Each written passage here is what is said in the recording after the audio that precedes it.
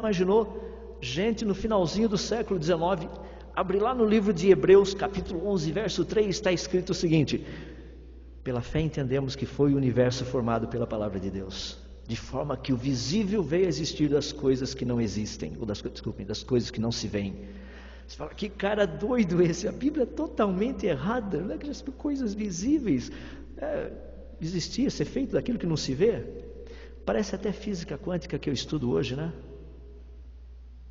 É porque a física quântica diz que as pequenas partículas, quando se trata dos quarks, dos mesons, dos pimesons, toda essa companhia de partículas aí, elas não são visíveis. Elas são tão pequenas que não dá para interagir com a luz e ver. Ou seja, o universo visível é feito do invisível. Grande surpresa. Está na Bíblia há mais de 2000 anos. E as pessoas acham que o livro não é bom. Estava dando palestras numa universidade e logo no final, depois teve muitas perguntas sobre a Bíblia. Isso é bem interessante, porque sempre acaba acontecendo. A pergunta é: quem é o Criador? Todo aquele negócio, daí é uma questão do meu testemunho sobre a minha fé. Então eu comecei a falar, bom, o Criador para mim é Deus. O Deus da Bíblia, para ser mais específico.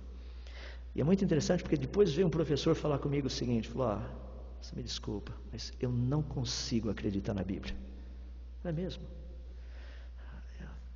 Não consigo. Imagina um livro que foi escrito há 2000 anos atrás. Perguntei para ele, o senhor acredita no livro? Ele dava aula de biologia.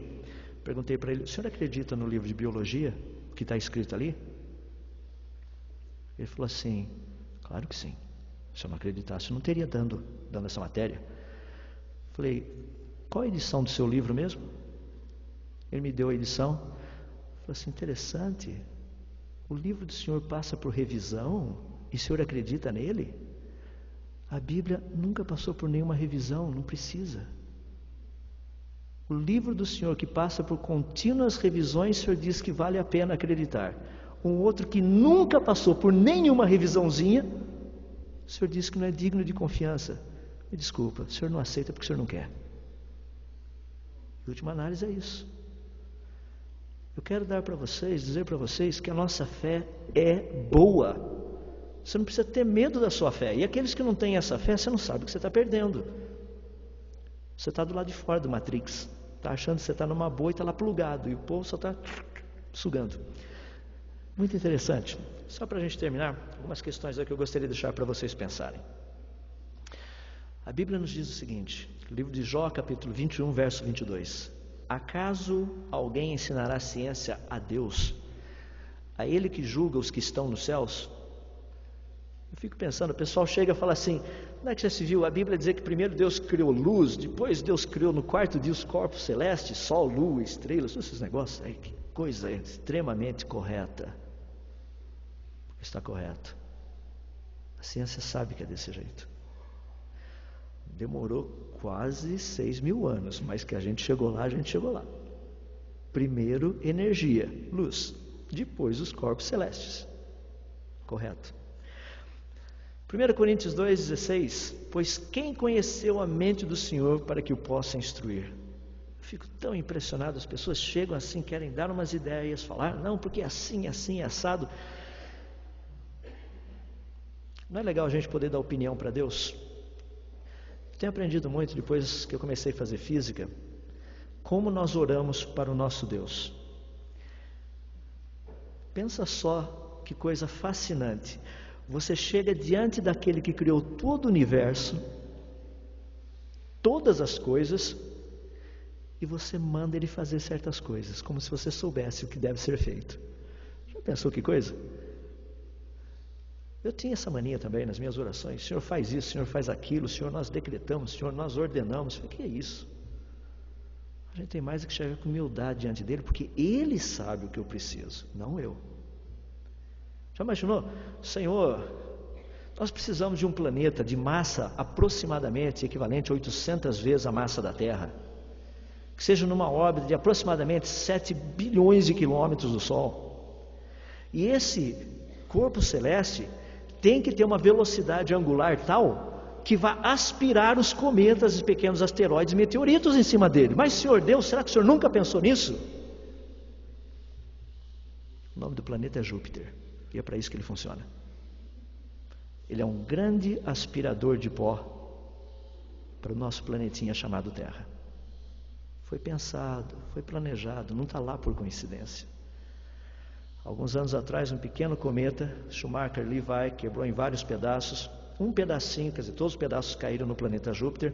Um pequeno pedacinho que caiu em Júpiter deixou uma pequena cicatriz no planeta que daria para você colocar 8 planeta Terras nessa cicatriz. Já pensou uma pancada dessas em cima da gente? Eu não estaria aqui, você não estaria aqui agora. E daí a gente já estaria sabendo se a Bíblia estava certa ou não. Estaria todo mundo morto, literalmente. Ou seja, mas Deus faz essas coisas e às vezes nós queremos dizer para Deus o que fazer. Quem conheceu a mente do Senhor para que o possa instruir? Pense nisso. Seria a natureza o livro de número 67? A Bíblia tem 66. Ou a natureza seria o livro número 67? Bom, Deus criou a natureza com um propósito. E a Bíblia nos diz qual foi o propósito. Mas é a Bíblia que diz qual é o propósito da natureza. A natureza não me diz nada disso. Eu acho interessante, as pessoas saem por aí falando assim: Deus é amor. Deus é juiz. Deus perdoa. Ele jamais inocenta o culpado. Você fala, poxa, mas você é sempre negativo, né? Você é sempre pensando do lado negativo. Não, porque a gente tem que conhecer o caráter de Deus, os dois lados.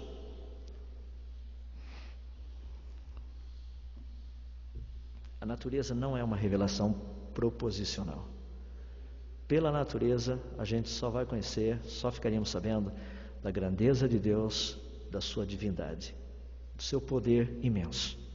Apenas isso. Por outro lado, a pergunta que eu deixo para vocês é: fato e interpretação. O que é uma verdade científica? Porque hoje em dia nós somos literalmente lavados por uma enxurrada de pensamento que diz que o homem evoluiu. Eu fico impressionado com isso. E nesses dias nós vamos tratar um pouquinho disso dentro das outras palestras. A questão do homem ter evoluído. Você sabia que já faz mais de 25 anos que não se acredita que o homem veio do macaco? Se bem que ainda tem alguns cursinhos, infelizmente, que ensinam isso. Mas na ciência a gente não acredita mais nisso. Estou dizendo assim, de um modo geral. Independente de ser criacionista ou evolucionista.